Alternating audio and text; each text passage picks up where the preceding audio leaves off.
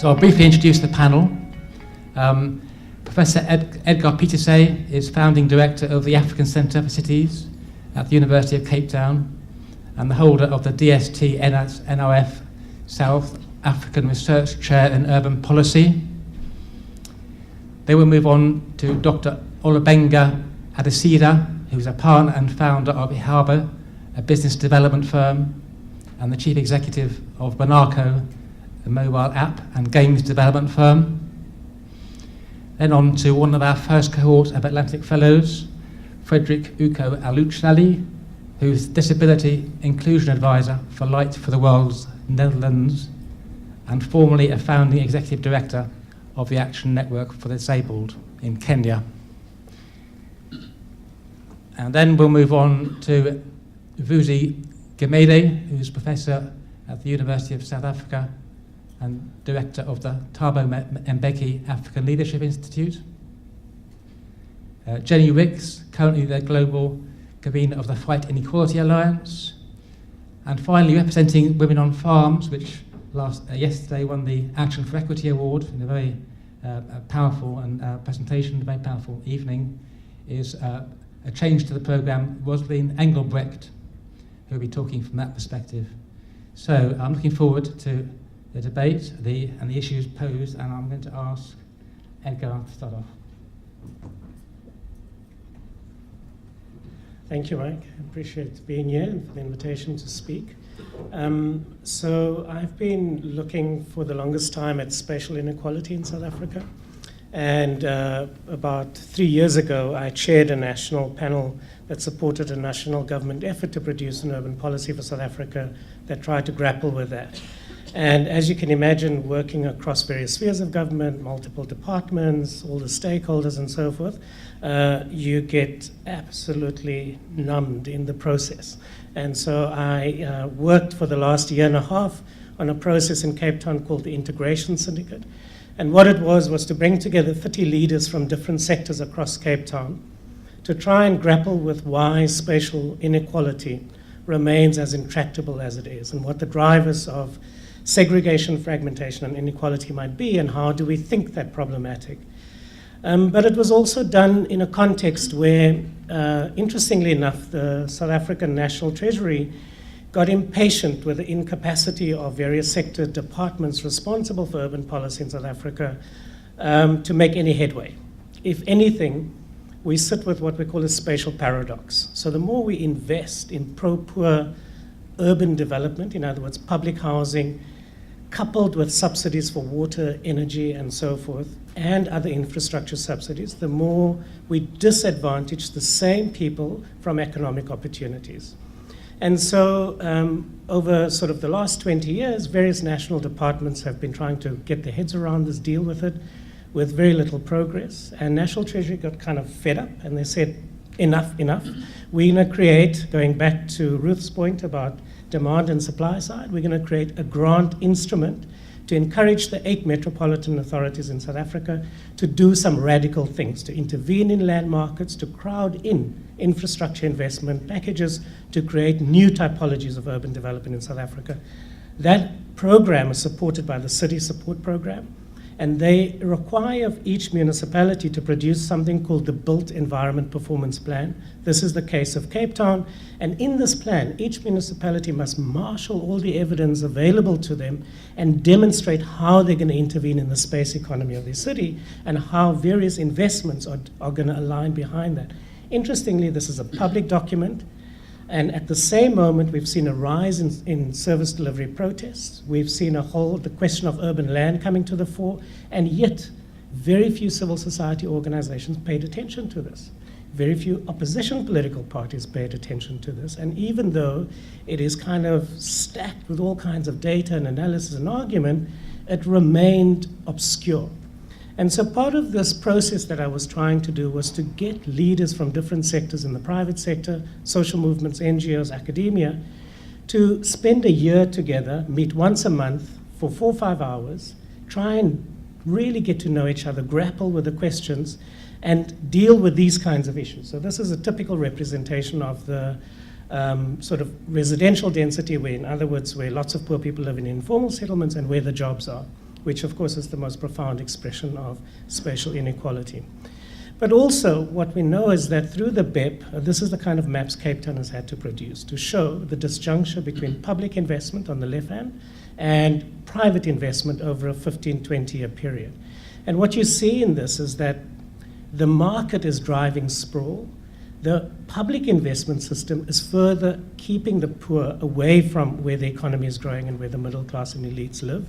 And in a sense, we've effectively, through built environment investment over the last 23 years, exacerbate the space economy of apartheid.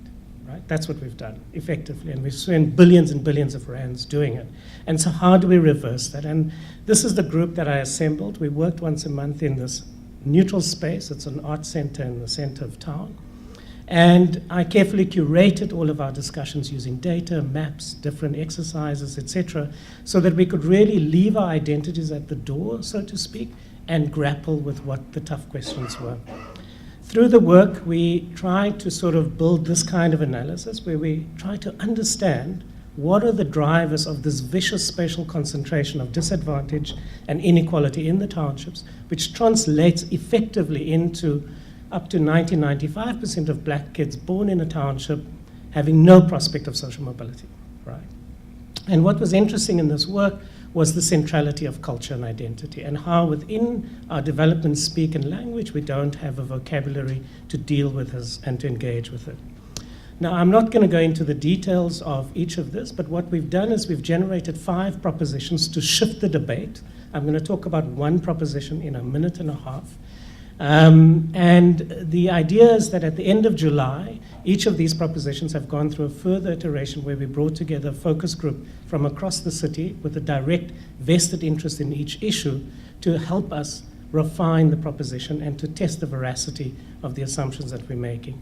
We'll be presenting this in a public event on the 26th of July in Gugusetebe. You're more than welcome to attend, whoever's in Cape Town at the time, and that will be a further opportunity to deepen this debate with 250 citizens from across the Cape Town. Now, the point about this is that these public policies are important, but they are not the things that snag cultural attention, that snag passion. And what we have to do is to recognize that policy is one part of it, but we have to create societal discourses and processes and experiences that can really embed some of these processes in social mobilization activities. So the one proposition I want to talk to you about is e-taxi, or evolve taxi as we call it. And essentially the proposition is that if we think of sort of public transport as fundamental to shift the dynamics of urban or spatial inequality, how can we take this incredibly dynamic economic sector that is one of the few, almost entirely black-owned economic sectors, and make it the backbone of public transport in our cities? The proposition here is by the insertion of some very simple design things, digital technologies, sensors, you can greatly enhance safety, you can greatly improve the accessibility of the infrastructure.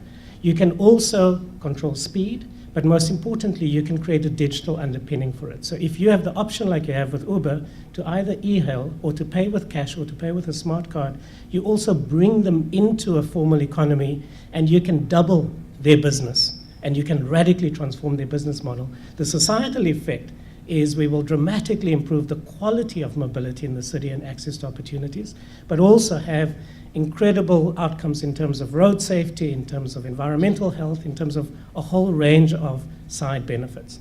This solution is already there. If you look at the census data, there's not a single South African in a large city that is more than 15 minutes walk away from a minibus taxi. So we've effectively solved the access problem. What we've not solved is the quality of the experience and the safety questions.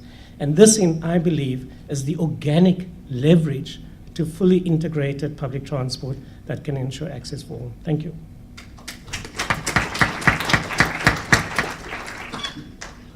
Good afternoon. Good afternoon. This is not my usual crowd, because I'm not.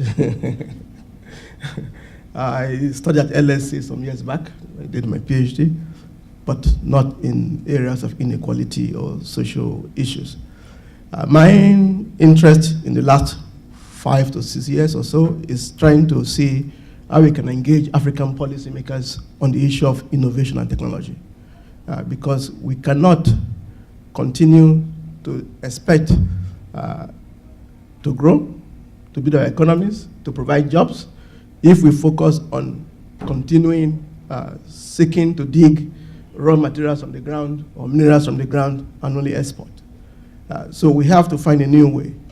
And if you look at this map, it basically shows the different products by different region. If you look at the African market, we are concentrated mainly on precious materials, raw materials for export. And the key is that our export, in terms of sophistication, is quite low. The elasticities and the demand for it tend to grow with the cycles of booms and busts in other countries. If you look at the history of Africa for the last 50 to 60 years, you look at the periods in which we have significant growth spots, it's about two periods, in the early post-independence period and in the recent years with the boom in China. In between, we had a period of completely stagnant growth. In the 80s, it was almost nothing, and the early 90s, we did not grow much. But from 2000 and early 2000 up, we had the African rising scenario. It was based on growth, largely boom in the commodity market. So this is the challenge. And one of the things I've been engaged in to see, okay, how do we engage our own citizens and our the population to see what we can do in terms of changing the dynamics of the continent. But when you do look around, there are good news beginning to emerge. There are in many of our countries, things are beginning to happen. You look at fintech in East Africa and West Africa, beginning to take hold. You look at the music business emerging in Nigeria, part of West Africa and East Africa. The cinema, Nollywood and Bongowood that is beginning to emerge and produce products which are actually exportable from the continent. The recent Continental Free Trade Agreement that was signed in Rwanda is an opportunity for us to begin to see how we can trade among each other to begin to improve our position within a global trade. Also, many of our countries now beginning to rethink this idea of borders. In Rwanda, for example, you can arrive from anywhere on the continent and get visa at the airport. Ethiopia is beginning to make the same decision. In West Africa region, the ECOWAS have been doing that since the 70s, trying to promote free movement and free trade within the sub-region. So some of these elements, some of the things that is beginning to emerge, provide opportunity for us to ensure that we do have the change that is necessary in the continent. If you look at the IT sector, which has been a big boom in the recent years, since the late 90s, internet has spread. The growth of internet on the continent is about 9,000% over the last 17 years. Between 2000 and 2017, many of our countries, there have been significant improvement in terms of access to internet, using mobile phones as a main access point. At the same time, we begin to see access to use of not just internet, social media. There's an emerging movement of the country beginning to build digital apps and digital products, from games to mobile apps, which can also help in moving us to that next stage of using technology as a basis to infuse and improve our productivity so we can compete in the higher product market in the global market space. One of the good news is that in the last 5 years or so, there's been a big movement towards creating technology hubs and parks on the continent. Which, if you look at Nigeria, for example, about 23 of these over the last 5 years have been created. Egypt has about 28, and South Africa has the most, about 54. And what this is doing is beginning to create a new dynamism within some of the economies of the continent. And the challenge going forward is how do we harness this emerging development? How do we harness them to become a point of either growing our economy, creating employment for the youth, and also trying to get those in the formal sector to begin to participate in the global economy. In a sense, innovation is the key element for us moving forward. Technology is making the world more unequal, yes, but if we're going to find answers to the challenges that we face on the continent, we need to look at technology. We need to look at how we build our innovation systems on the continent. There is more and more among the African leaders an acceptance of the fact that we have to invest more in ensuring that we have technology as a basis for development. If you look at Kenya, in the last, since their Vision 2030, has created many institutions from the National Research Fund to the various agencies trying to promote, trying to invest in research and development. I think yesterday Rwanda launched almost $1 billion, not dollars, or some billion Rwanda francs fund to invest in R&D in Rwanda. Countries like South Africa, with the introduction of the National Science National Research Fund and other institutions like CSRI, you are beginning to invest also, at least on the government end, in innovation and R&D as a way to looking for ways to build the economies within the continent. So this is the good news that is emerging. There is good news emerging on the continent that we could use as a basis to springboard to that next development stage. But to make this happen, we have to engage different actors. We need government to be participating. We need communities to also engage in this process. We need industry and we need academia. For those who are familiar with the literature on national innovation systems, they talk about the triple helix. My view and my perception is that we need more than the triple helix because we need the engagement of the civil society and the actors, the civil NGOs in the innovation space. Because most of our economies are in the informal sector. And innovation is happening in this sector. A lot of innovation is happening is situational, essentially responding to issues and problems that the companies or the individuals face in this sector. What do we then, the challenge then is what do we do to make this innovation, to take them beyond the situation where they are, to take them to other countries and to begin to use them as a basis to expand economic activity on the continent. Simply, I wanted to conclude with a series of few statements. Africa we need to recognize the tension between the demand for innovation and the resistance to innovation. In many of our countries, there's still resistance to innovation, whether at the policy level or at the individual level, because those who are these current stakeholders who are benefiting from the current situation, they don't want change. We have to see how we can rally around to see how we can promote and push for change at the national level in our countries. Innovation is not just one person in a room inventing a technology. It's a society endeavor. We need everybody participating in this process. The key stakeholders have to be engaged. Also, innovation is a range of actors.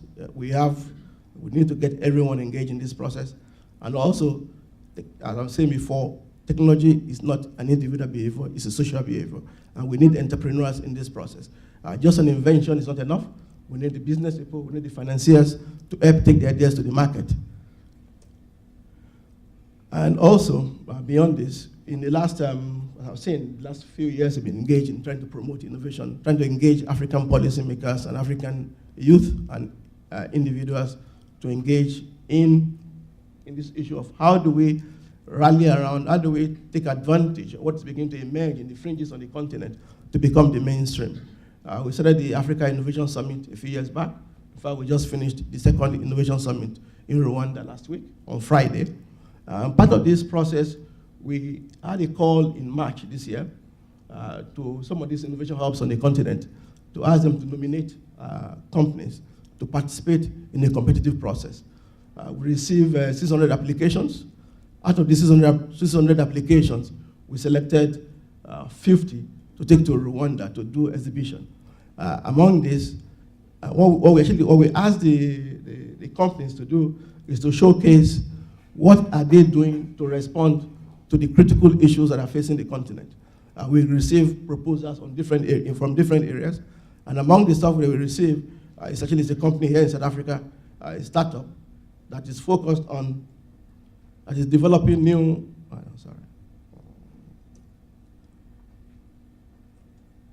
My name is Clement Mokwenene from South Africa, and we represent Vehicle Energy Harvesting System.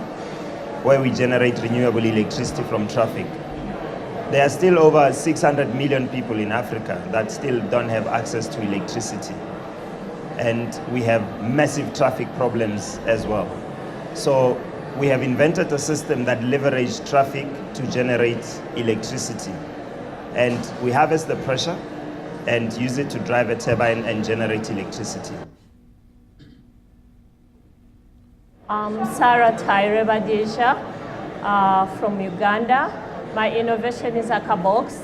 Akabox is a digital financial inclusion system that enables smallholder farmers in communities manage and monitor their savings to get. These are some of the examples of the innovation that is taking place on the continent that really could be transformative. But what is required is a systemic environment that ensures that this does not rest in the startups or in the offices where they are, but to find a way to help them to take them to market, to provide necessary support so that we can begin to move away from simply trying to dig out raw materials for export without beneficiation. There are a lot of people in the country actually thinking to see how we can move forward. But to make this happen, we need everyone to be engaged in this process. Thank you.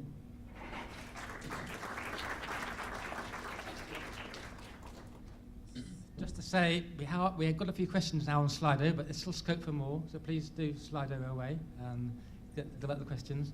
Now on to Fred. Yeah. Good afternoon, everyone. Good afternoon, everyone. I'm sorry I didn't put this session now. I'm sorry. But let me assure you that normally in a conference or where decisions are being made, it's better to be on the last session or to be the rapporteur. Ask me why. Listen. So, several years ago, 15 to be precise, I wasn't employable. No one could offer me a job.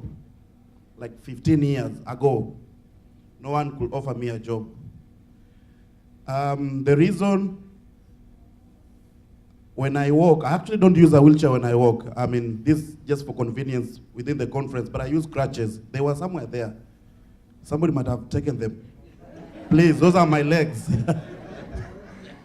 So I went looking for a job after graduating, and when I had applied for this job, everyone was shortlisted. I was too shortlisted, and I got into the room, and everyone on the panel seated this way, and you know you need to sit somewhere there to face questions. Everyone was like, I mean, they were frowning. They didn't know now what kind of questions to ask me. Probably they wanted to have a different set of questions. Easier one, maybe. Easier ones, yeah? And to them, it didn't occur that someone with a disability can actually graduate like anybody else and will require to do a job just as anyone else. So they were thinking of a soft landing just to get me through the interview as is normal and then get done with it. That's what happened. So I got around 3 minutes while everyone was getting around 15 minutes, so I didn't get the job. And those were to be repeated several times until I realized that actually I'm not going to get employed if I'm still going to have a disability. And there's no way a miracle was going to happen because times of miracle were like long time ago when Jesus was performing miracles. So I wasn't expecting a miracle to now walk without my crutches. So I figured out that we needed to reimagine employment for persons with disability, me included. But then I wasn't going to be employed for that reason and try to see how do we get persons with disability who are actually facing the same problem as I was facing, but they didn't know that it's actually because of their disability that they aren't being employed irrespective of their qualifications. Just by a show of example, who here works in a company and they can actually direct human resources, who gets employed? Just by a show of hand. Yeah, so we have quite powerful people here. These kind of people, in my country at least, I don't know if it's in other countries as well, wouldn't let an individual with disability pass. into the employee because they don't know how to figure out, even just for interview, or whether we will require more expenses to be accommodated within the employee. And I thought perhaps it's actually not their mistake. They don't just have an understanding how to deal with issues of disability and employment. And I decided now for my after day job gig, how about if we came up with technology that helps us understand who is this person with a disability who's looking for a job, what kind of a disability do they have, and what qualification do they have, so that we are able to match them with appropriate job in the market. This is what led me to, of course, with a team, innovate around a mobile application that exactly does that. So in Kenya, for a person with disability, if they're looking for a job, they will be able to text a simple message and say, job, and then they send to this particular number. And what we ask them is, what type of disability, where are you, what are your highest qualification? And the reason we ask them what type of disability they have is because we need to be the intermediary between them and the employer, and to explain to the employer that actually, even though Fred is blind, it is not his blindness that you're interviewing for a job. It's actually particular skills that he has and competencies that he wants to come to your office and see if you can negotiate in exchange of an income, and for him to offer those particular skills at your job, your office. And more, we found out that actually employers will be receptive to that if it wasn't going to make them spend more or look bad, look like they don't know anything. Because normally what we do is that you apply for a job just as anybody else, and you don't specify in your CV that you have a disability. And it happens that people will be figuring out how to deal with you. And we thought if we use technology, we will then break that barrier, come talk to the employer and say, so-and-so is deaf, they will need a sign language interpreter during a job interview, and that will help them plan for that. And during the interview, a sign language interpreter will be present, and Fred will have an equal chance just as anybody else. So if you're hiring Fred, you're hiring him because he actually qualified for the job, and you are able to ascertain that through talking to a sign language interpreter and being able to converse with Fred. And we found out that even people from rural areas who are beginning to send text messages asking that they also want a job. And that's how then you increase, because a text message costs maybe 1 Kenyan shillings. I don't know how that is in rand for mathematicians. I'm not. So it means it's equally easier for them, because you have to navigate a road transport system that is not inclusive to persons with disability. Imagine I'm looking for a job and I'm on a wheelchair, and I have to get to a public transport system that I will be charged myself plus the wheelchair. So we are paying double. Isn't that inequality? Or what are we theorizing about? Because I look different, then I have to pay twice for the same things you pay only once when you're going to look for a job. So really, how then technology comes in is that somebody can actually inquire while they're at home, and they will know if this job is fit for them. And when they're making an investment of paying transport to come for the interviews only now maybe once, they'll still pay a little bit more, but at least they have a fair chance, because they don't have to go back and forth. And we've seen when you ease in that burden, more people are coming up to say, look, we have this qualification and we're looking for this kind of job. And also employers are willing to be, enlightened around issues of disability. And that is improving employment opportunities for persons with disability overall as we go forward. I'm not saying we are where we want it to be, but we're beginning to see how technology helps to ease an employment of persons with disability in Kenya by just a simple mobile application. We are now thinking, how can we enable this other person who cannot come to the office, but it's kind of a job they can do online while they're still at the house.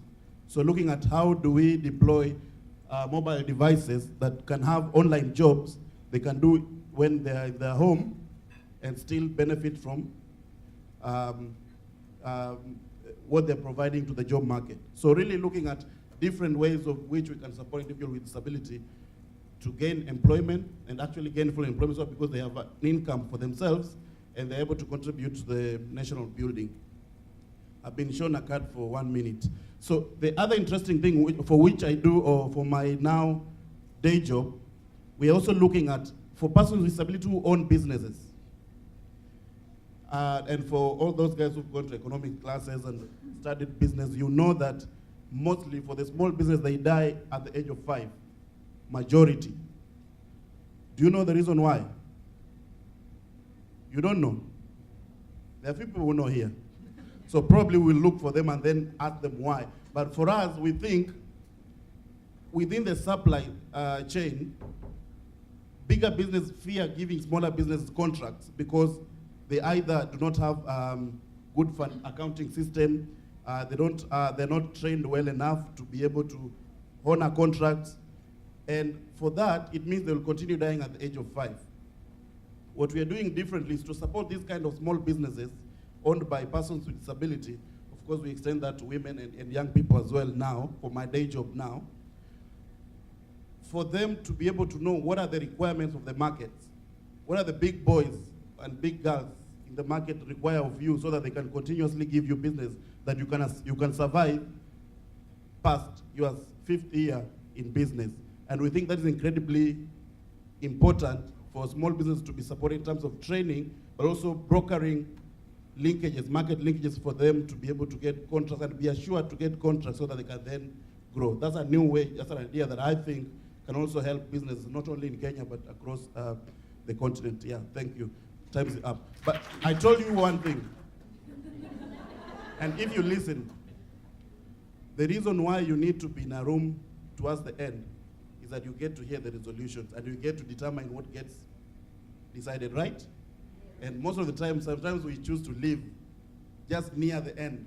Then we miss that. But then when you are a rapporteur, you get to write what you think needs to go there but wasn't said within the audience. So there are two important session and role within a meeting like this. But now, since people were not being willing to employ me 15 years ago, this year I got my first job. Like, how do you call it? A day job or 8 to 9 to 5. But I get to decide the terms. Because if I was employed 15 years ago, I couldn't decide the terms. But now I decide the terms that when you give me a job, I need to be in a position where I make decision of where the resources go. And that means I'm an entrepreneur. I want to take risk. And I think all of us should be able to take risk and employ persons with disability, right?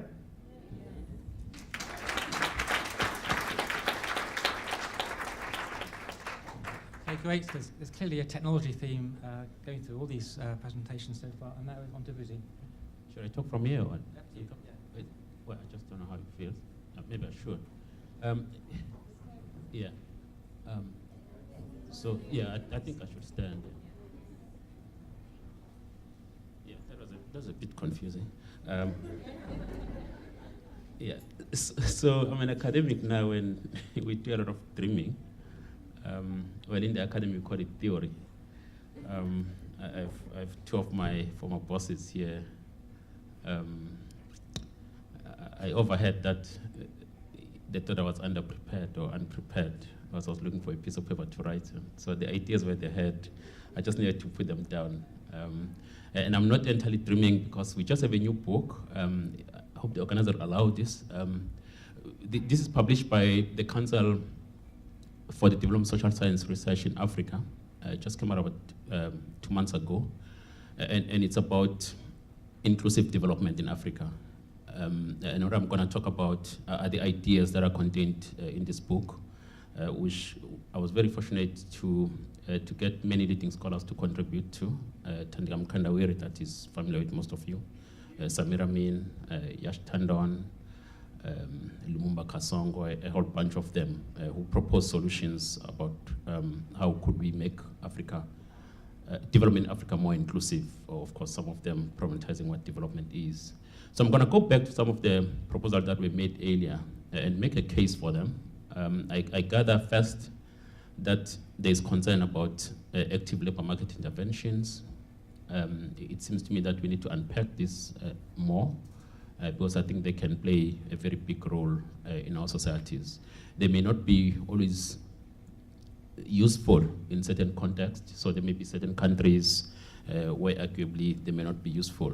The argument I make about this is that it's about how you design these interventions. They can be very costly, but you could also get some of the money back. We've done a lot of work in this, in the sovereign case, some years back, and unfortunately, I think this work was not implemented the way we had hoped.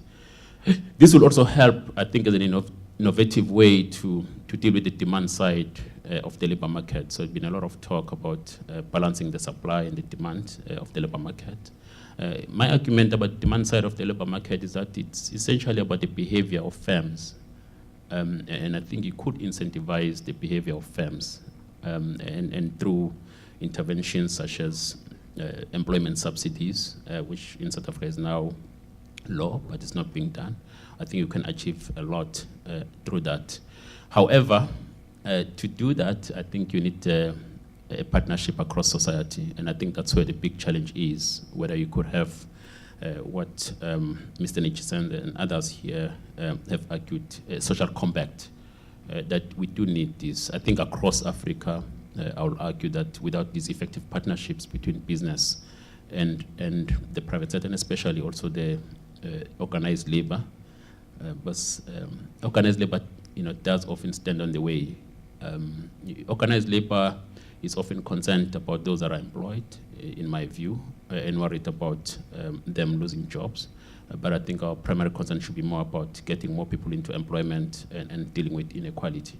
So you do need these partnerships across societies in order to be able to improve unemployment, to reduce inequality. And I've always argued that when you think about a labor market intervention that is said to be active in the form of an employment subsidy, you could think of it as a voucher that just gives a youngster access to someone who's responsible for employment in a company, where you can show up at the door or the gate of the company and make an argument that government will finance, will support your salary. Secondly, again in the Reimagining theory, I want to argue that we should not regulate the informal economy, that informal sectors must be allowed to thrive. I think there's a lot of talk about regulating the informal sector. I don't know, I never understand why this is the case. I suspect that it may have to do with collecting revenue, but I think you could collect revenue even if they're not formalized. So I want to argue that part of the issue in our continent, and now I have an advantage of moving around a lot in the African continent, it seems to me where the informal economy, the informal sector is allowed to thrive, the hardships are not as much. And we can think of many of these countries or particular cities in Africa where you get a sense that people are finding a way. It's a caution, in a sense, to hardship. So I want to make this argument that we need to rethink about what we say regarding informal sector. You can see, for instance, here in South Africa, our informal economy is very small because it's overly regulated, criminalized, as Coronet said, actually. Linked to this issue of labor market interventions, of course, is the skills and training, so I'm repeating what others said. But I think the issue here, it's more in-service training, so it's not just any kind of training, it's not any kind of internship. It has to do with getting the skills in a company. Carlos spoke a lot about these policy issues. I think part of the bigger problem we're facing in the African continent, South Africa included, and I've written about this, that there isn't policy clarity in a number of important areas in the economy.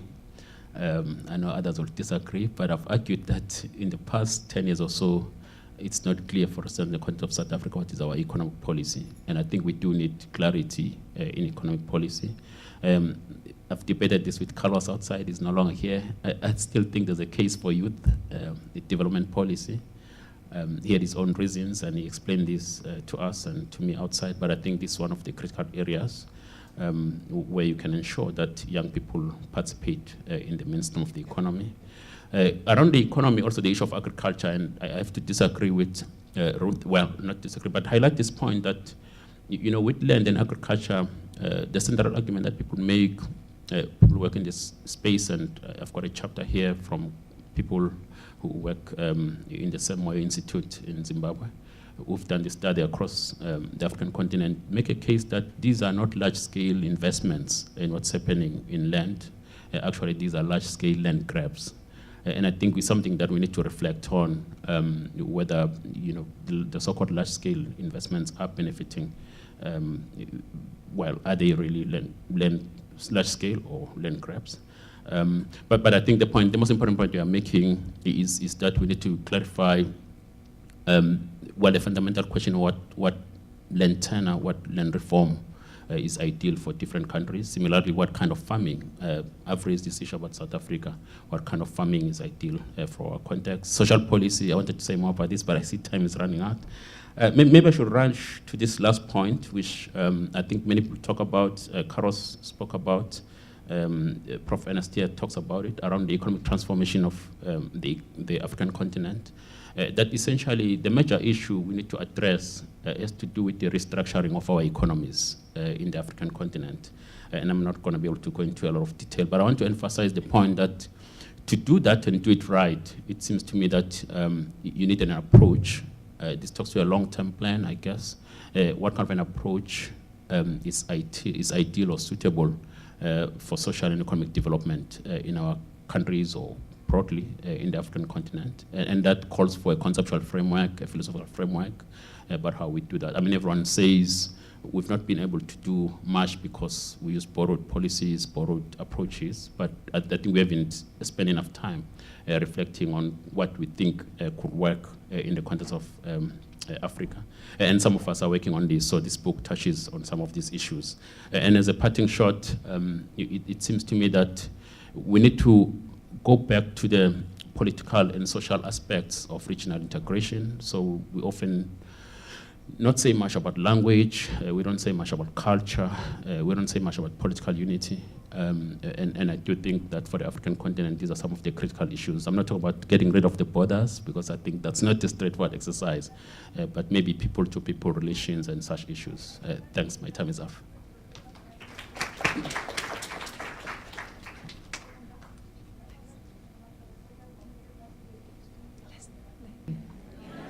There we go. You're nearly there. Very, very nearly. Okay, so I'm Jenny Ricks, and I convene the Fight Inequality Alliance, which is a growing group of organizations across the globe who are all interested in tackling the root causes of inequality. Women's groups, social movements, trade unions, environmental groups, NGOs, grassroots organizations, members in the room today. So I was a last-minute addition, so I have no graphs, I have no charts, and I use no data sets in preparation for this talk. It's a pictures-only discussion. So what I'm going to do is bring us back to an old solution. My solution is simple, and it's not new and it's not innovative. So I've failed on the brief for the session. I'm going to make the old point about organizing and people power, because that for us is the fundamental thing. If we're talking about fighting inequality, putting young people and their issues, their unemployment, their underemployment at the heart of it. Organizing and building people's power from below and across borders is the fundamental point that I want to put back on the table.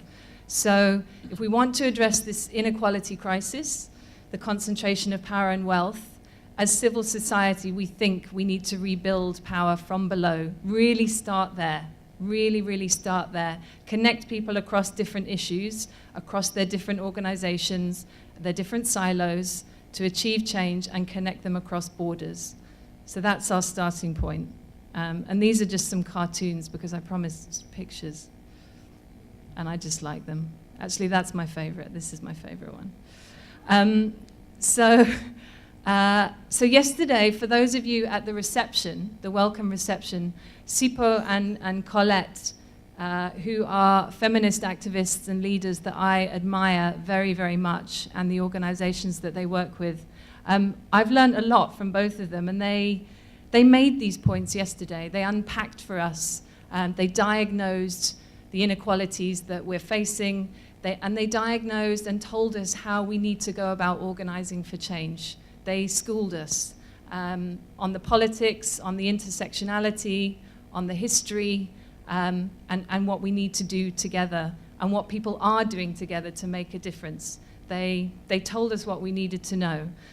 So this is a session either for people who weren't there, if you just came today, or if you were there, this will help check whether you were listening or not, and whether you took it in. But their interventions are my starting point, because I think it's about power, it's about organizing, and it needs to be led by the people living on the front lines of inequality. That has to be the starting point about how we think we're going to create radical change on inequality. So I'm just going to give 3 stories about ways that that's happening already, right now.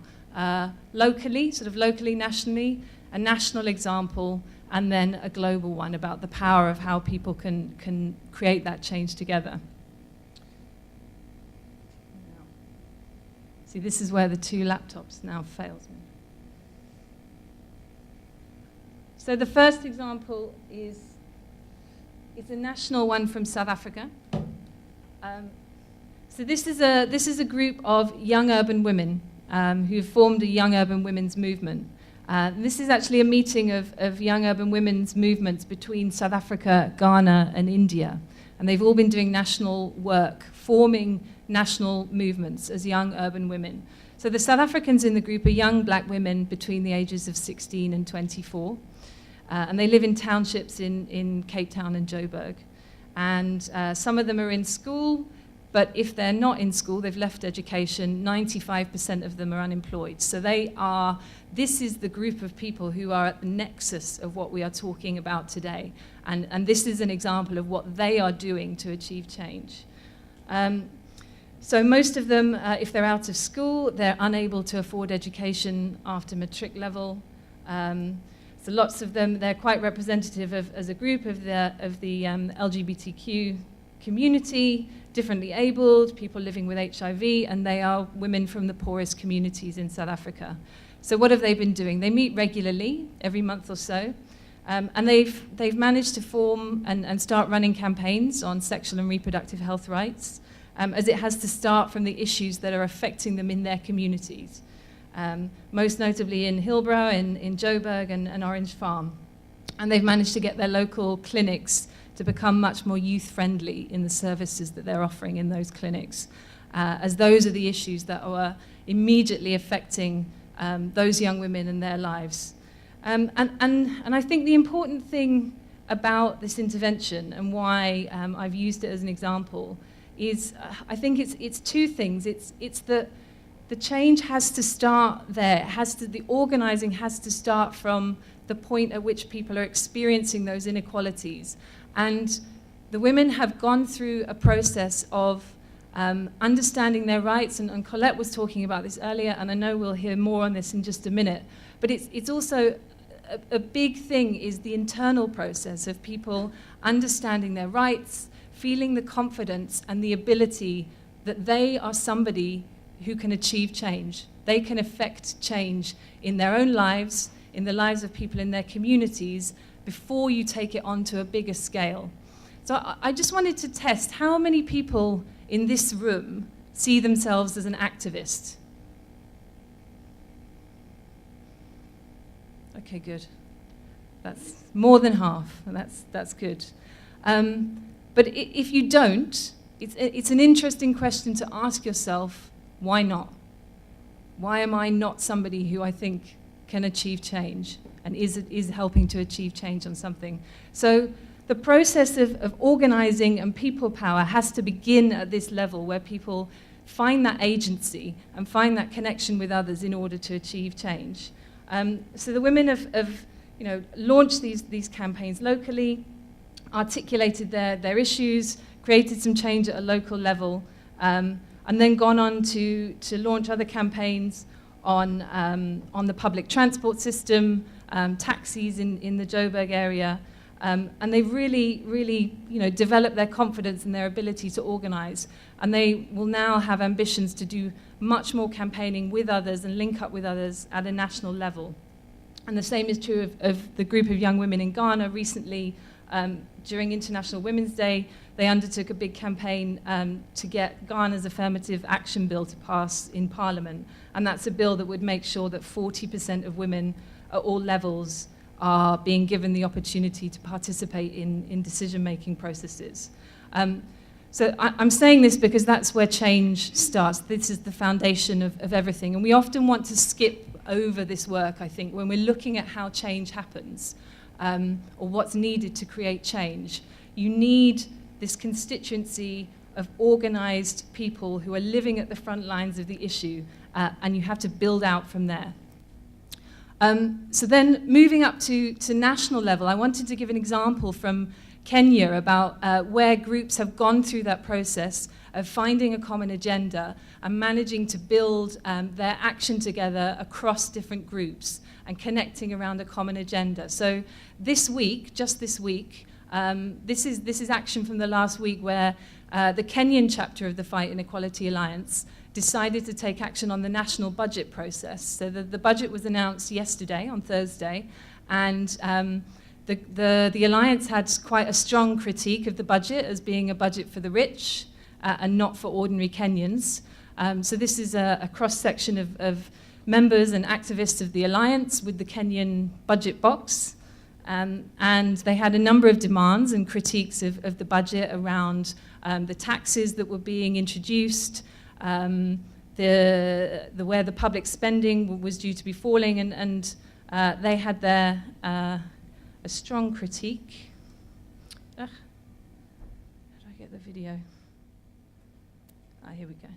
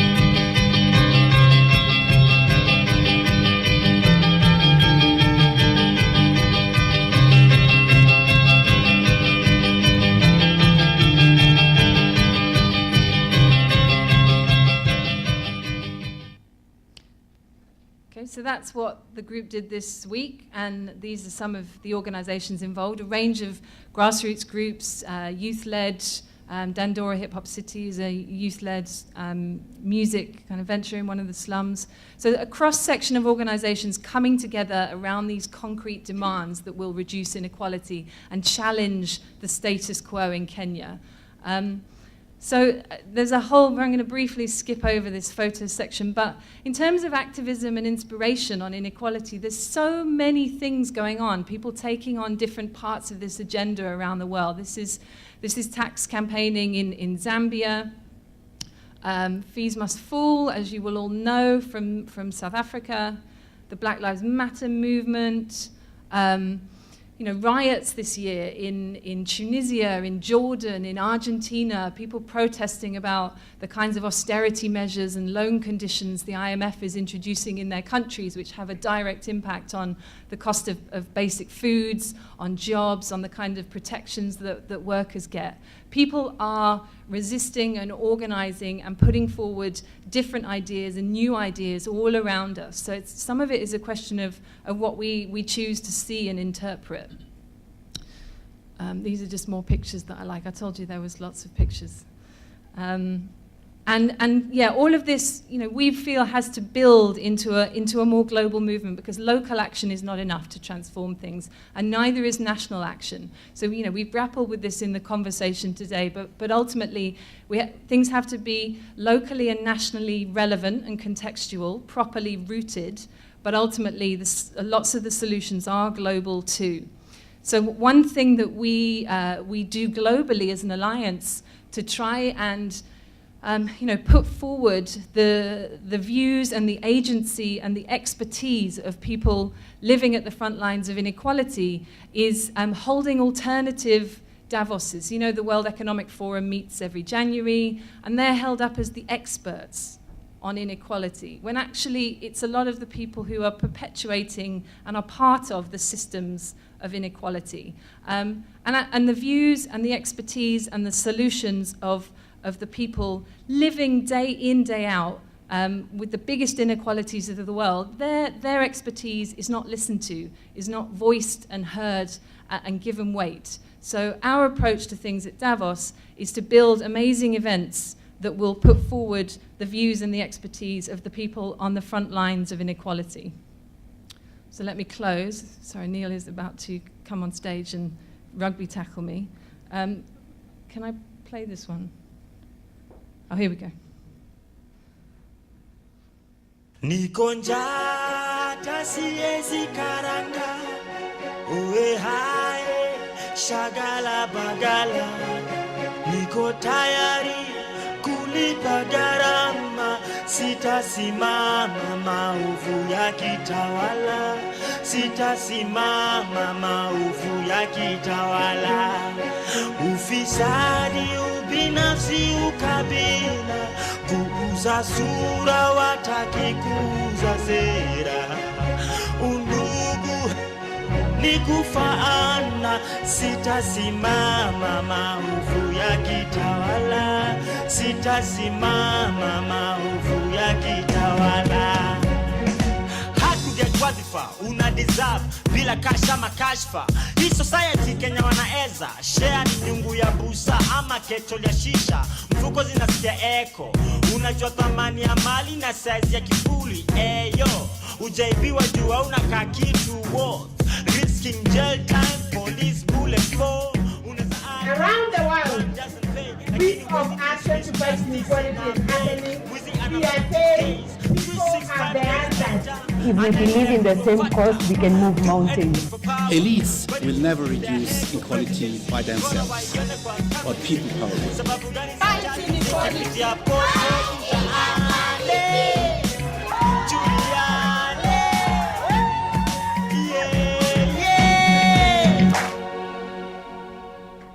Thanks.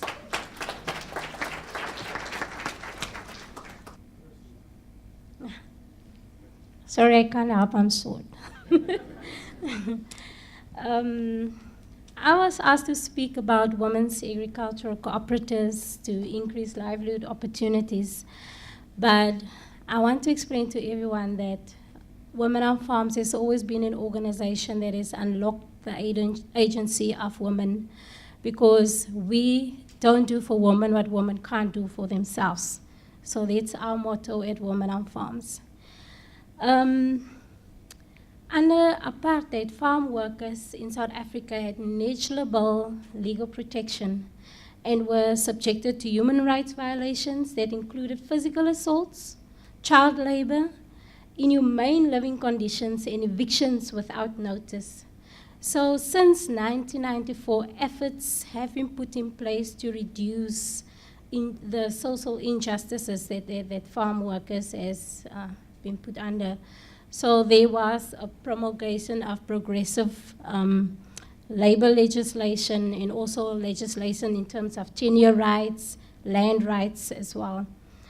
But nonetheless, the labor rights violations, especially for farm workers, are daily, are being violated. So farmers are violating those rights, and government has not been really effective in enforcing the labor legislation in South Africa. So after 1994, there has been an increase in the casualization and feminization of the labor force.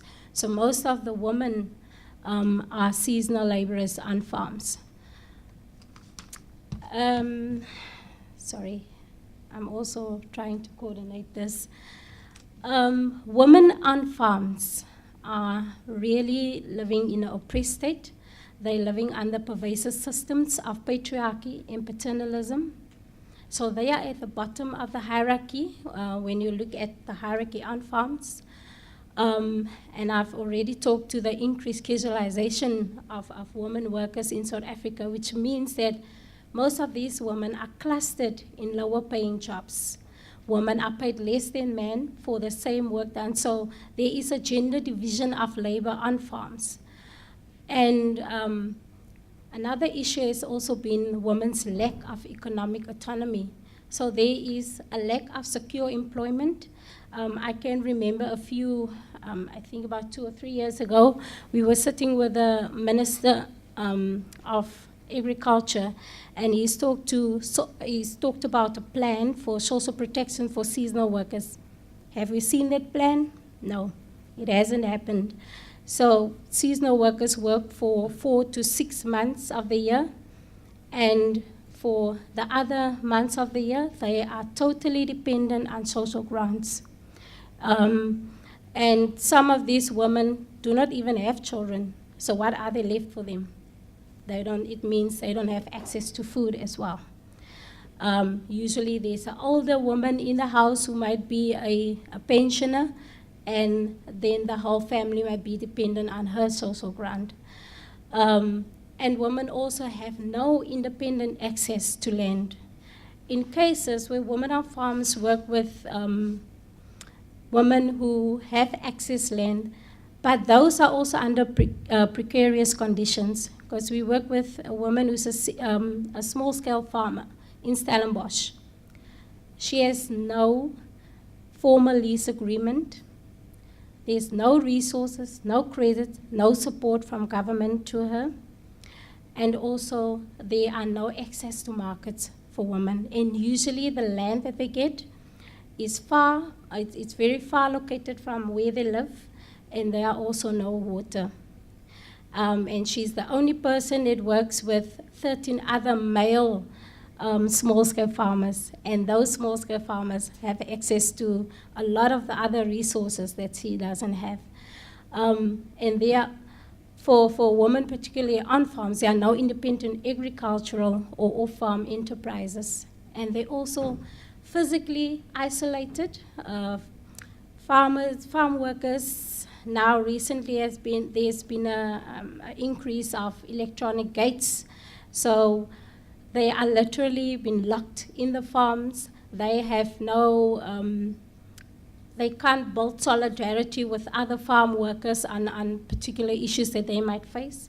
There's also the issue of poor health, food insecurity. In 2011, Women on Farms did a study in one of the small towns, Rosenville, and what we found is that 57% of farm workers who are directly involved in the agricultural sector, works with food, are routinely experiencing hunger.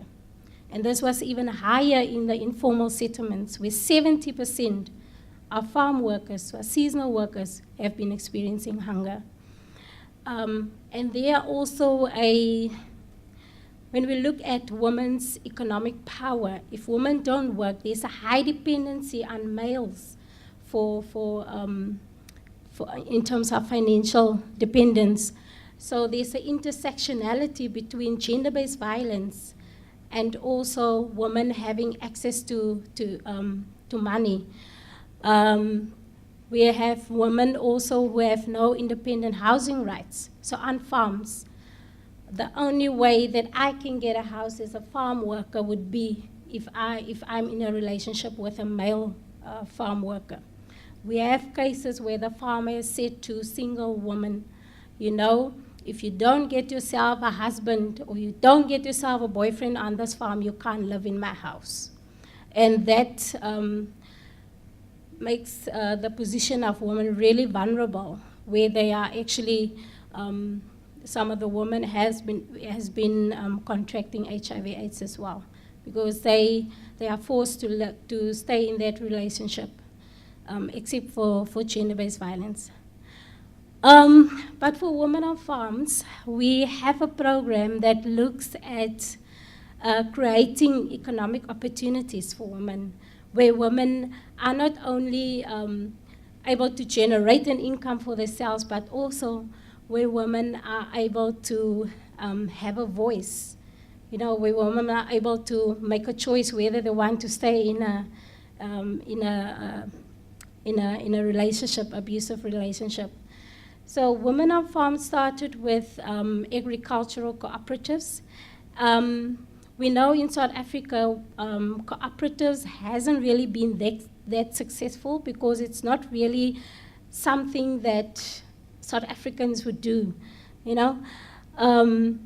And for us, it's been too institutionalized, and immediately if you start working with women and putting the idea of cooperatives and it's been institutionalized, it becomes problematic, especially when it comes to relationships and how they work in terms of money, because women on farms has been used to working on farms where a boss is there and telling them what to do. So there need to be, there had to be a power shift as well, and we had to instill the principles of working cooperatively. So we thought of doing it as a socialist movement, where women, you know, where they have issues of having no access to land, where they have issues of food security, using those and creating opportunities, using their skills and creating opportunities for themselves, where they are able to address the food insecurity needs themselves. So we have women who have started introducing new products. Instead of meat, they've introduced mushrooms to their communities. Many colored communities also, they don't eat spinach. There's cash crops that they're also starting to produce. So Women on Farms at the moment, we have 505 food gardens. So our thing in our organization, we say every woman that's part of Women on Farms, you need to have a food garden to address household food insecurity. So each woman has a food garden. 505 food gardens on commercial farms, even with the difficulty of the drought crisis at the moment. The cooperatives are busy with mushroom production, but there's also second income strategies that they have, like producing preserves, agro-processing. They are also busy with that. And what this groups, what it has done for women, it has caused social cohesion, not only with the group itself, but also in terms of how they work with other communities and also how they work with people from other countries. So Women on Farms is also working with migrant and foreign workers, and we have created spaces where they can build solidarity and draw strength from one another, where they can talk to the common issues that they might face on farms, and also are able to articulate and demand their needs, especially when it comes to policies and sectoral debates, because women also engage in talking to the right to food, food system, the politics of food. Women are also engaging in that. And what it's also done, what this program has also done is strengthening the woman's economic and social position within society as well, especially within the communities where they are. It's fine. Just in terms of household food security, as I said, we have 505 food gardens. So for us, the woman has been, were able to share and sell their vegetables. But there's also been remarkable outcomes out of these food gardens. We have seen women who have become small-scale farmers, who have access to bigger land, and women who were able to start up different farming practices. They are into livestock farming now. Some of them are even making cheese from the goat's milk. Some of them have even started up selling the eggs. So we've seen remarkable outcomes. And for us also, the main thing has been not only in terms of addressing their livelihood needs, but also that women are empowered enough to bring a gendered focus when it comes to access to land for women, to bring a gendered focus into the policies and the laws of government. So far, we have women who have been participating with the recent policy changes in terms of the expropriation with land with no compensation. So farm women were able to talk to that issue as well. We have women who were able to go to Parliament recently, and they also contributed towards the labour amendments, which will have a dire effect on especially seasonal farm workers. So women could talk to the impact of what it could mean for them if a new minimum wage is implemented, if changes is being brought to the Basic Conditions of Employment Act. So for our organization, we have been an organization that looks at transforming the woman itself, like you were explaining, and then for that woman, transforming her household, and then it fends out to the community, and then talk to broader issues in South Africa itself, especially for women farm workers. One of the other things for women on farms has been in terms of building solidarity, not only across borders, but international solidarity. So last year we also had a value chain research that we have done that talked to the wines of South Africa and how farm workers are treated who works on wine farms. We've done research on the extent of labor rights violations for women seasonal workers, and I have to say that the findings were remarkable. Not remarkable in a way that it was good, but it was actually bad, because what we found is that seasonal workers, in particular women seasonal workers, 69% of those women who work in a vineyard have no access to a toilet.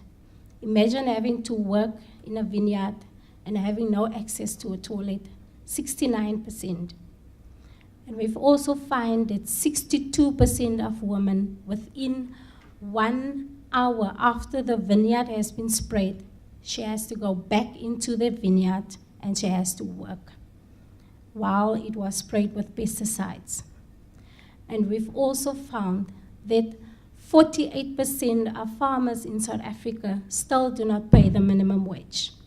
So we have a farm in the Northern Cape where women are working on cotton farms, and women are even paid less, very far less than what the minimum wage require. And it's therefore in our organization we have built community structures where women are empowered enough to not only know the law, but they are able to confront farmers, and they are able to talk to their rights.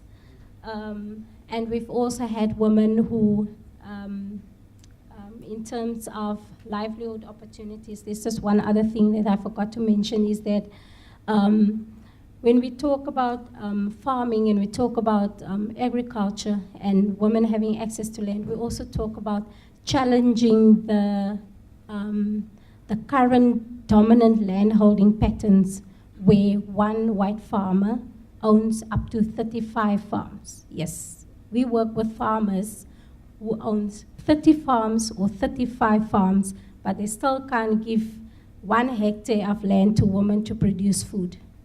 So that has been our challenge, and our recent campaign that we're gonna have now is to look at prioritizing land for women, because government has been saying we're going to prioritize land for women, but we're going to flood their offices with applications for land for women in particular. We're going to, they have put in place a new policy that will say 1 household, 1 hectare. So we're going to say 1 woman, 1 hectare. And we're going to put that to the test. We're going to flood their offices with applications for land for women. For us, in terms of markets as well, the challenge for farm women is that they are far from markets, and it's very difficult for them to get access to markets. So alternative for us has been to create farmers markets within the communities itself, so that the money and the local economy are strengthened within the communities, and women can have also access to healthy food. And another sustainable alternative for us has been also, in order to ensure that the food gardens serve women for a very long time, is to start up seed banks within the communities, indigenous seeds, traditional seeds, and also the methods in the way we train women and how to do their farming is also agroecological methods. We don't use pesticides. We are totally against commercial agriculture and the methods that they use. Somebody said my time is up. So, thanks. Thanks. Well, that's been a terrific panel and lots of issues raised. We have only got a few minutes left, so I thought what I would try and do is browsing through Slido, reflect on some of the issues there, and then quickly invite the panel to respond to anything which comes out of that. Reminding you too that there's plenty of time in the reception for you to talk to any of the speakers about the issues they pose. Just thank you for your input through Slido. So one of the issues is, what can technology achieve? How far can technology, I think, be used to address questions of inequality? And part of that is all to do with what are the limits of technical innovations, in terms of what about people who are not digitally connected, people who are not empowered, and also the power of big corporations like Facebook.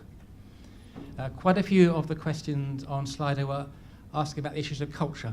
How far can we change things simply by policy or by innovation without tackling cultural questions?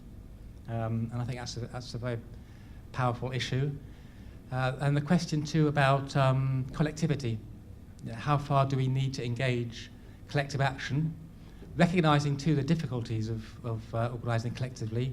And I think one of the questions posed there was, a lot of the successful experiences of collective action involve funding and support for that kind of collective mobilisation. So how do we try and support those kinds of issues? So those are the issues which I think all the panel have spoken to in different sorts of ways. And actually a fourth thing, which I has also been asked in the questions, is something which I think is fundamental to this debate about inequality, which is, what is the difference between anti-poverty politics and inequality politics? How do we think about shifting the debate from encouraging people to improve their position in life and trying to increase human capital, taking people out of poverty, to thinking about inequality, looking at top and bottom? So those are the kind of issues.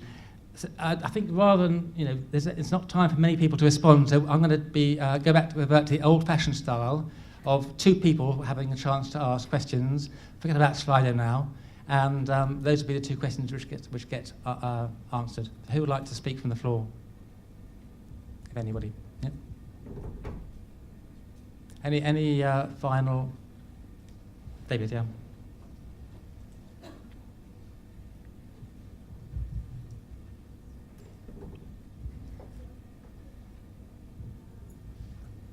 Thank you very much. I'm with Tekano, which is one of the fellowship programs, and I really loved the presentation on bottom-up organization around inequality. What I didn't get was, okay, so what are you asking for? you're asking for, as I understand it, people-oriented solutions. So who are the people? Does it include everyone from directors of corporates all the way through to unemployed women? Is it more specific than that? Thank you. Is there one more question from the floor? And I'll ask the panel to respond. Yep.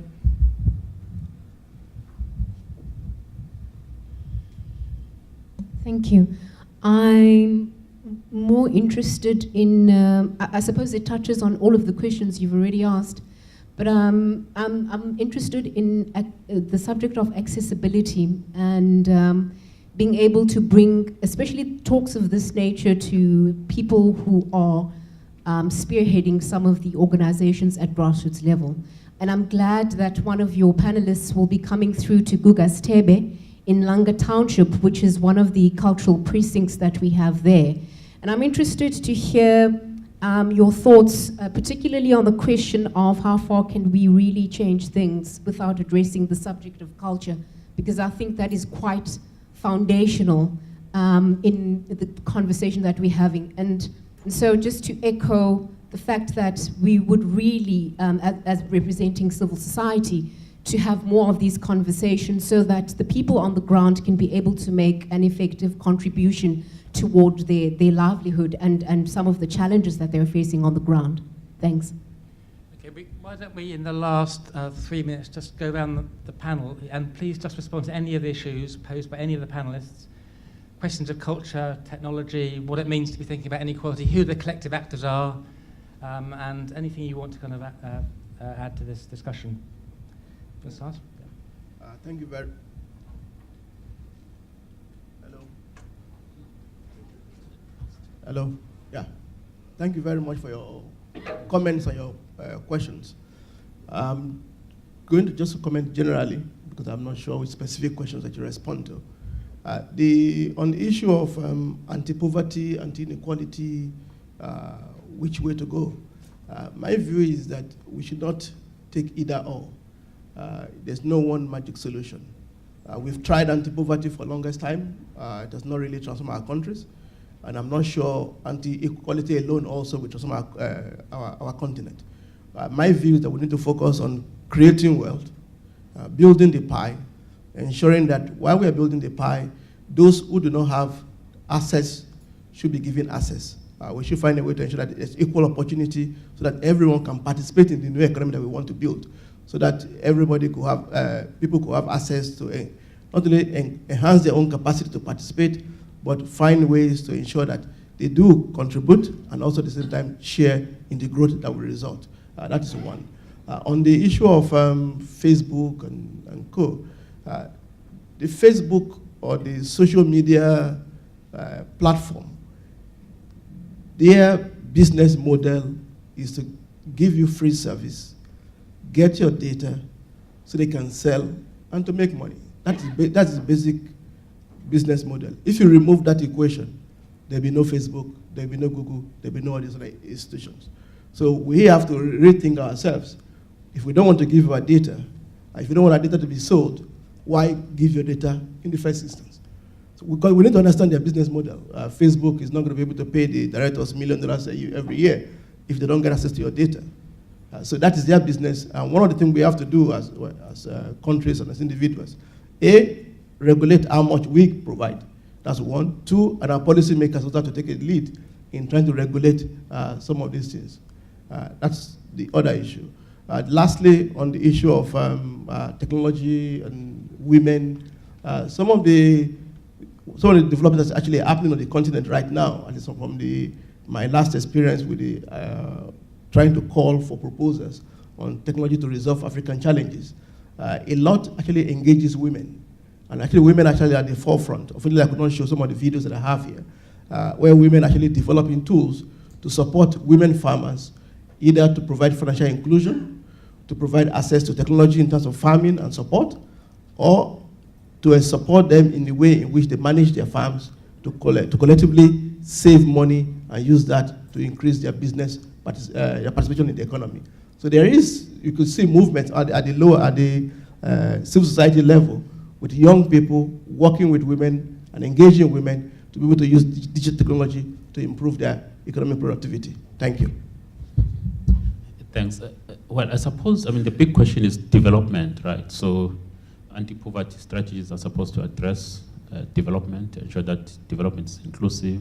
Similarly with, strategies to reduce or get rid of inequality, it seems to me that it's also about, ensuring that development is inclusive. So I think that's a key issue, really, that maybe we should be spending more time unpacking what's inclusive development, and maybe in the context of Africa, and that's what I'm trying to do now, get into a detail of what kind of development matters at local level, so not the global stuff that we often talk about. And I think that's linked to this issue of culture.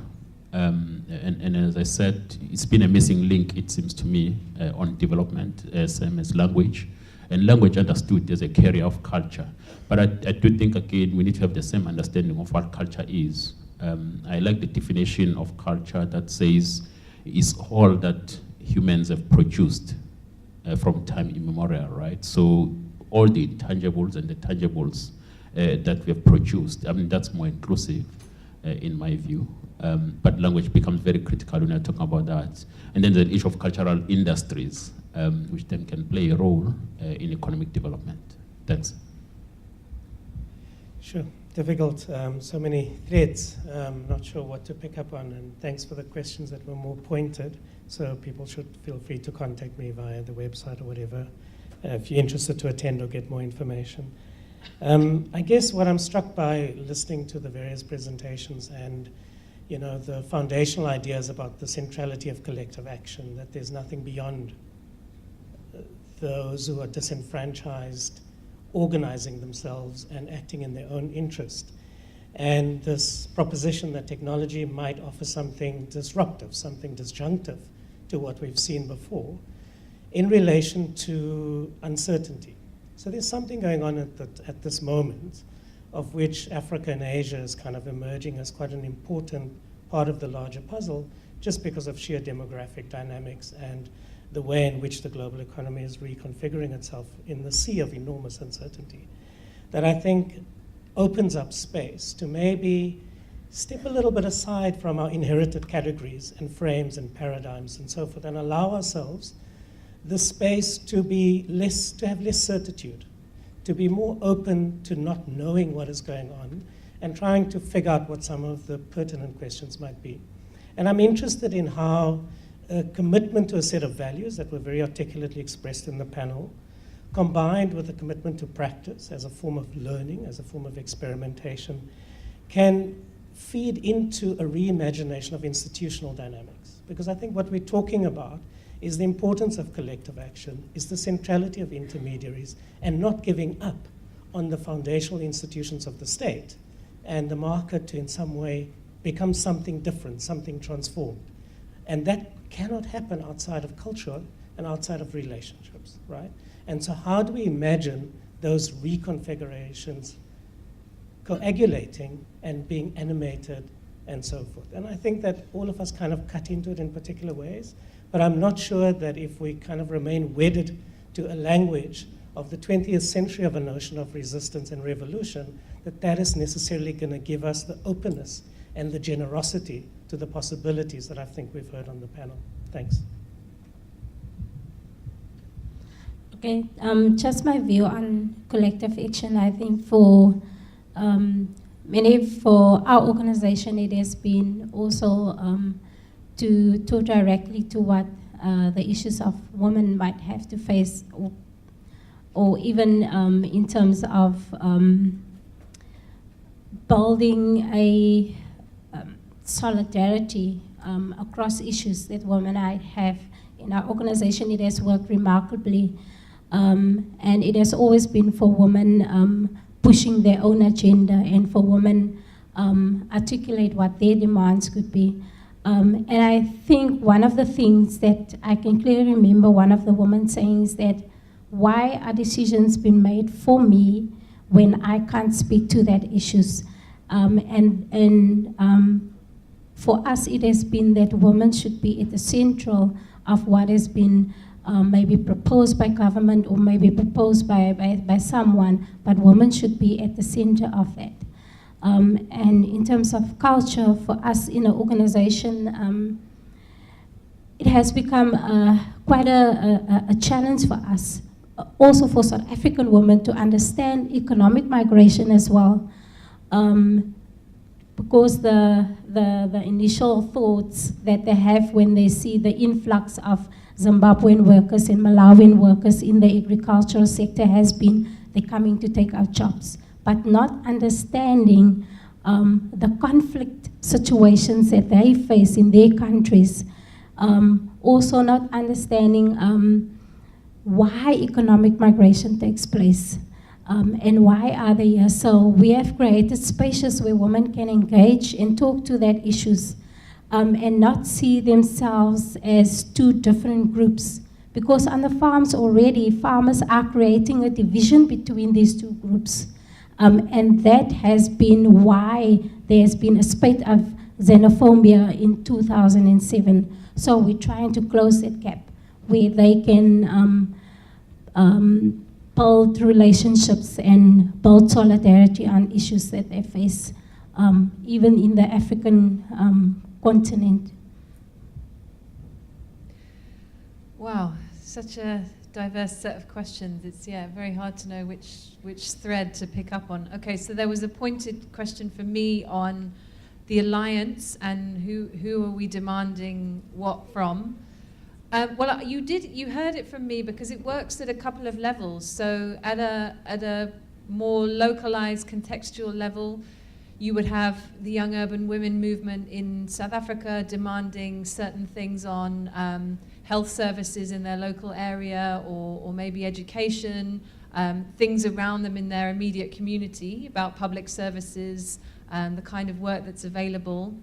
And then, there's a set of obvious known solutions or things that will reduce inequality, and groups will contextualize that in their different national contexts. Like you heard from the Kenyan Alliance campaigning on the budget, that they want higher taxes on the rich in Kenya and less punitive taxes on the poor around VAT and other things, and they want that money spent more on health services, on education, raising the minimum wages, those kind of obvious things. I think the solutions will be contextualized depending on whether people are campaigning locally, nationally, regionally, or globally. So there will always be those concrete demands that end up being the focus at a particular time. But then I think part of our role is also not just to focus on the immediate wins. It's also to lead that conversation about what kind of system and what kind of societies do we want to be living in. Because otherwise we're always fighting those very immediate pressing oppressions that people are facing on their farm or in their township or in their community. And those are important and crucial, but they can't stop us also building our vision and our future for the world that we do want to live in. And begin articulating that as we fight those daily battles for the improvements that people need to see.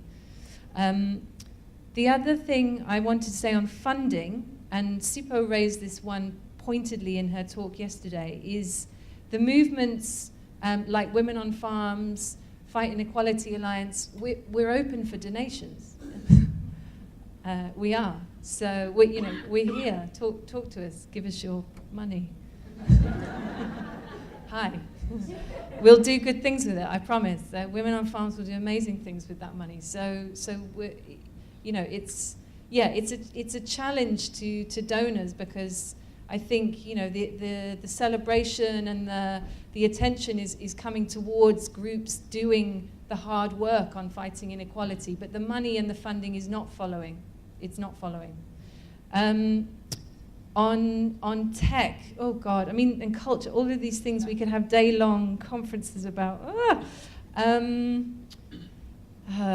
On tech, and I'm going to hand over to Fred in a minute. So, I don't know, tech, there's so many things to say. At a macro level, a lot of the tech companies have been very disruptive in people's daily lives as new entrants to you know, the tax avoidance world. The heads of these companies are now powerful, part of the 1%. But yeah, at a grassroots level, the impact of tech can be very limited for people in communities. And just a final point on the humility, sort of openness thing. I think, yeah, all of this is to say we have our approaches and we're trying various things, but we're all figuring out the solutions to lots of the questions about what works and what is making change as we go along. Nobody on the panel, nobody in the room has all the answers. We have some things we know and we can hold firm to around values and things that we know have worked. But we wouldn't be here having this conversation if things were going right and we were winning in all spheres. We're here because we've got some problems to solve together about the way the world is working. And yeah, and we're all learning, or we should be. Yeah, Neil will skin me. I'll be brief. So I saw somebody asked about what happens if somebody was already now employed on, is it Slido or Slido? So part of where I get my butter is trading on culture change and inclusion for persons with disability within the employment workspace, and that's a whole kind of program that is added to after someone gets employed. So there's a whole program, so we couldn't talk within 7 minutes. So there's a whole program of ensuring that also the company knows and all staff within the company understands how to work with persons with disability. Then what is the ask? I believe the brief that we were given is we are talking about new ideas. And my assumption was that if you are in this room, you are interested in the new ideas, that you are part of the people who need to create change. Because I think we need to stop this issue about theorizing and theorizing and theorizing again. We need to be interested in new ideas and taking them up without being asked to, and imagining how can I implement this in a smaller way, either in my company or either in my sphere of influence. So that was my assumption, that I don't need to ask you to do something, but by virtue of you being here, you will automatically know that these are a new idea session. Then I need to take part of what I think works within my situation, and then I move forward with it. Lastly, is about policy. Somebody also asked about policy from my presentation. I've participated in a leadership program at UCT, and now also being an Atlantic Fellow. So I know part of the theory around how do you influence policy, and I'm at the apex of it. So I'm also doing my part towards influencing policy around issues of disability and employment in my country. In fact, I actually sit in a government committee that is redrafting the whole youth policy within the country, but also contributing to employment policy. So I'm using all this knowledge to try and push for policy change, because that's the one that creates a bigger change within the country. Thanks. Okay, can I just do some thanks? I want to first thank the team who put this conference together, LSE and UCT. It's been a brilliant day, but I also particularly want to thank the panel for a fantastic set of stimulating discussions. Thank you.